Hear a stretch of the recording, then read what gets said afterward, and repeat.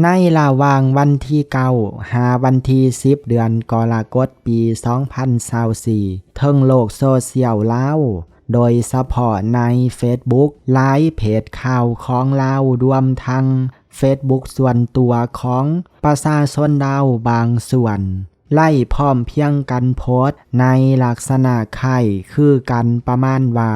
บรรดาหัวหน่วยธุรกิจห้างห้านรวมทั้งเศร้าค้าขายภายในแขวงจำปาสักประเทศลาวพวกเขาเจ้าบ่รับเงินบาทไทยในการชำระค่าสินค้าหรือถ้ารับก็คิดได้ในอัตราแลกเปลี่ยนที่ต่ำเตี้ยเดี้ยดินให้เส้นจากปกติอัตราแลกเปลี่ยนเงินตราเลทธนาคารอยู่ที่1 บาทต่อ700กีบก็จะถือกดลงมาอยู่ที่1 บาทต่อ450กีบทันทีถ้าหากว่าลูกค้าใช้เงินบาทซื้อสินค้าโดยกงอยู่ที่แขวงดังกล่าวโดยที่บ่เอาเงินนั้นไปแลกเป็นเงินกีบก่อนที่จะมาใช้จ่ายยกตัวอย่างโพสต์จากเพจคิดออกไล่โพสต์ว่าส้มเซยผู้ประกอบการในนครปากเซ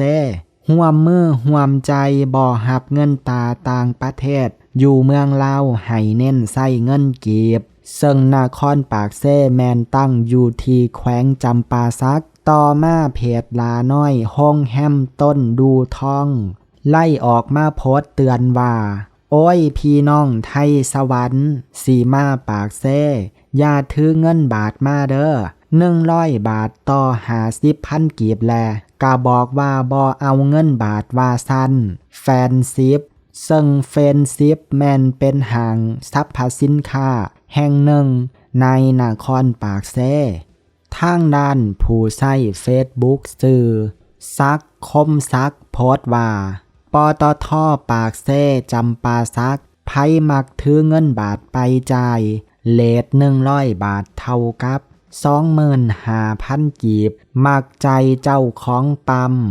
เฮ็ดได้ทั่วแขวงภาคใต้และทั่วลาวแห้งเป็นการดีเพจหน้าปอดและผู้ใช้ Facebook สื่อเสน่ห์เมืองลาวโพสต์ว่าส้มเซยเด้อจำปาสักเฮ็ดได้เลทเงินบาท100 บาทเท่ากับ45,000 กีบขอให้ลงฮอด100 บาทเท่ากับ25,000 กีบคือเก่าเด้อไผมาเที่ยวจำปาสักอย่าถือเงินบาทมาเด้อเพจหน้าที่ชีวิตโพสต์ว่าเห็นกระแสข่าวว่าหลายห้างห้านอยู่จำปาสักบ่รับเงินตราต่างประเทศหรือไล่เลทต่ำๆให้รับแต่เงินกีบอย่างเดียว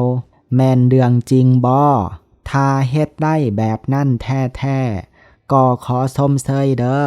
ทางร้านเพจใหญ่ในลาวก็คือเพจโทรคงไล่โพสต์รูปภาพพร้อมระบุขอความว่าเจ้าเฮ็ดข่อยเฮ็ดกะชมเชยโดดและชมเชยหลายหันอยู่แขวงจำปาสักที่บ่รับซื้อขายเป็นเงินตราต่างประเทศซึ่งในรูปภาพดังกล่าวที่ว่าเพจโทรคงได้โพสต์มานั้นปรากฏเป็นห้านขายหมากถั่วเดียนห้านหนึ่งในแขวงจำปาสักและที่หน้าห้านมีการเขียนป้ายว่าบ่รับเงินตรารับเงินกีบจากตัวอย่างนั้นเอิ้นได้ว่ามีหลายเพจขนาดที่พากันออกมาโพสต์และก็ยังมีอีกหลายเพจนอกเหนือจากนี้โดยจากกระแสดังกล่าวก็เฮ็ดให้ชาวลาวบางส่วนพากันดีใจพร้อมทั้งมีความหวังว่าอัตราแลกเปลี่ยนระหว่างเงินกีบกับเงินบาทจะลดลงเรื่อยๆนับจากนี้ไปแต่เดี๋ยวก่อนแม่นอยู่ว่าบางห้านค้าในแขวงดังกล่าวจะบ่รับเงินบาทแต่ก็บ่ไล่หมายความว่าหมดทุกห้านค้าทั่วแขวงจะบ่รับเงินบาทเด้อโดยเมื่อบ่ดนที่ผ่านมาประมาณ1 อาทิตย์ที่แล้วยูทูบเบอร์ลาวชื่อว่าน้อมแนมจากช่องน้อมแนมแซ่แนวไล่เดินทางไปที่ด่านวังเต่าแขวงจำปาสัก กงขามกับลานซ่องเมกจังหวัดอุบลราชธานีประเทศไทยซึ่งสาวน้อมแนมเพิ่นได้ไปถามราคาเขาวปุ้นนำแม่ค้าลาวรายหนึ่งปรากฏว่าแม่ค้าคนนั้นบอกราคาเป็นเงินบาทก่อนเงินกีบเสียอีกแล้วจึงค่อยบอกราคาเป็นเงินกีบตามหลังอยากบ่พอถ้วยเท่าไหร่หันแม่อันนั้น